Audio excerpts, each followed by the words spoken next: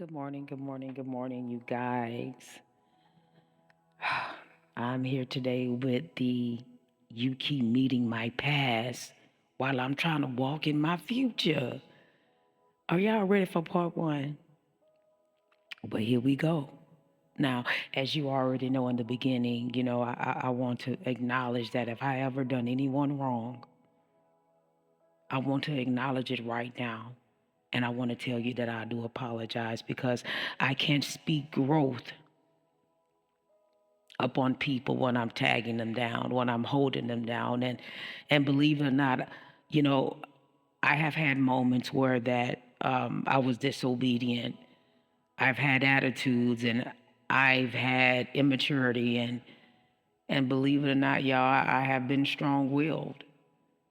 But the most important thing is that I have been misunderstood. And with all that being said, I have grown. And I believe that growth deserves some room and a hand clap of praise.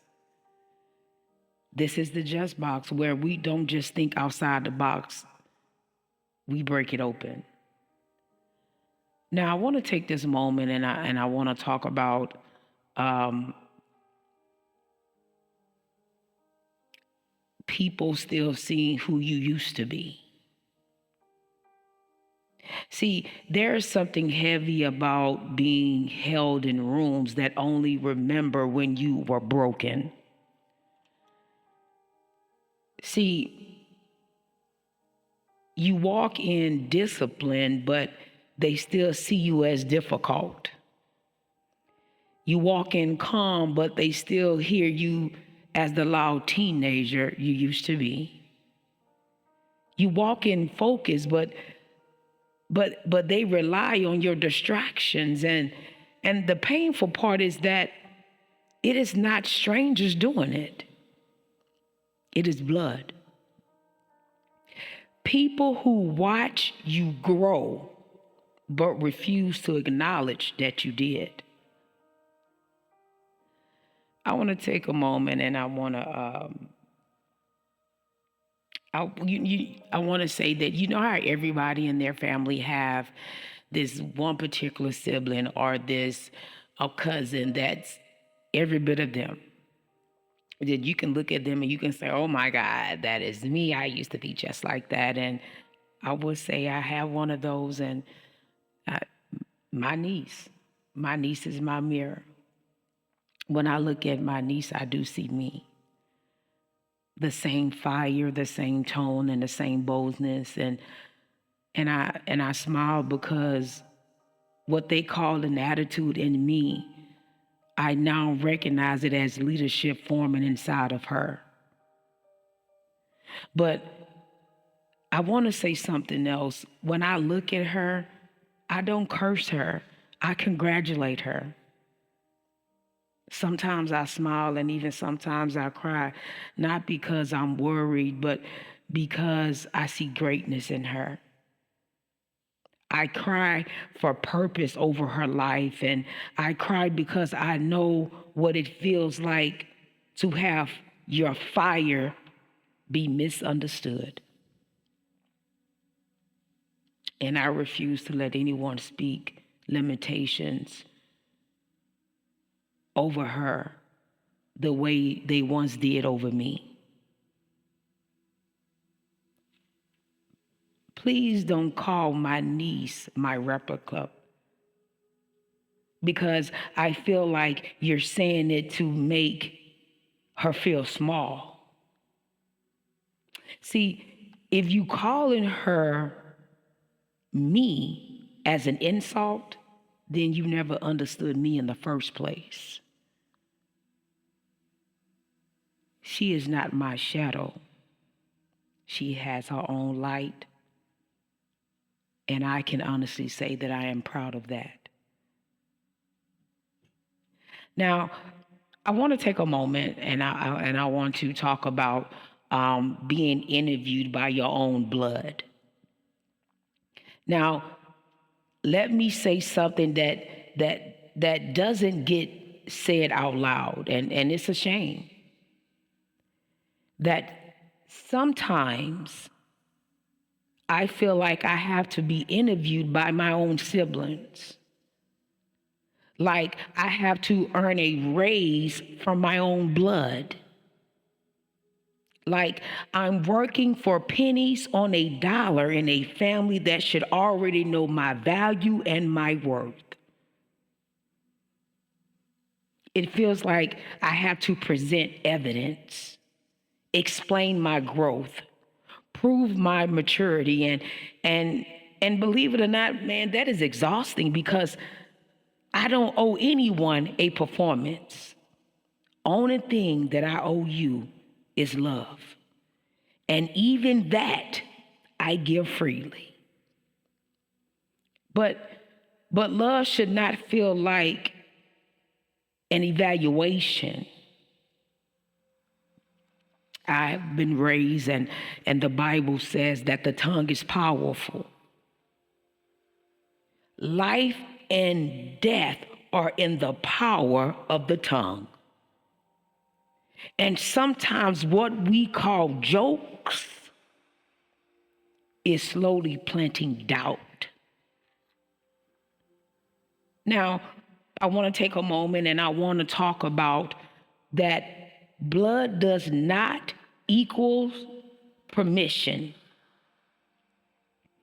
Even though we are blood, that does not give you permission to drag my name in the mud.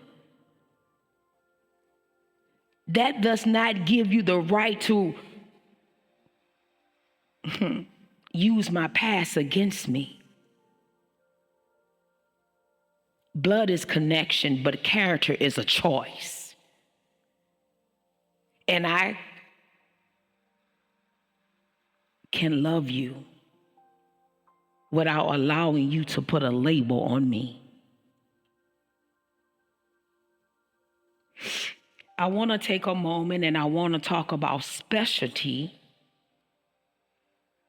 and not shelf space. See, there's something called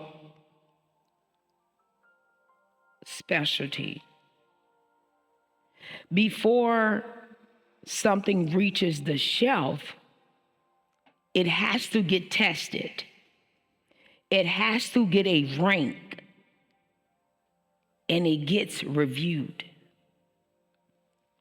I'm pretty sure some of you know a show called Shark Tank, where people stand in front of investors to pitch their worth. They explain their value and they tell their story and they get someone to invest in them. But see, I don't want to be bought by something or someone that is going to mistreat me. I don't want to be inventory. See, I believe that if your support comes with receipts, I'm going to need you to keep it. If your love comes with humiliation, I'm going to need you to throw it away. And if your leadership comes with conditions, I'm going to need you to go ahead and go back to your way. See, that is not an investment, that is control, and I refuse to be that merchandise. I want to take a moment and I want to talk about leadership and the nation. See, you say you have a nation to gather, but do you really understand what the word nation really means? A nation requires humility. A nation requires accountability. A nation requires self-examination. Now, you tell me, how does it feel to call yourself a leader, but do not produce leadership? How do it feel to demand obedience, but resist correction? Because if you can gather people,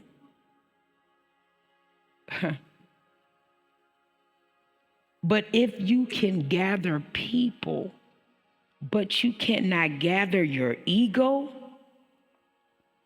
See, you don't have a nation, baby. Baby, you have an audience, and with that audience comes claps. But see, but when you have a nation has to grow.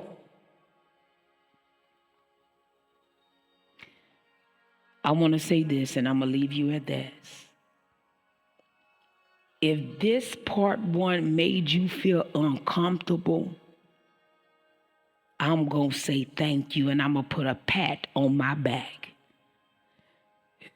Because part two will be like no other. I want you to return back for part two. And remember, this is the just box where your peace remains still, so your mind can get filled.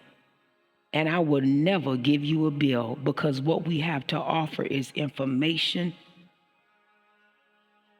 for our mental health. I want to say thank you again, and tune in for part two, you guys. I'll be waiting for you. And don't be a stranger.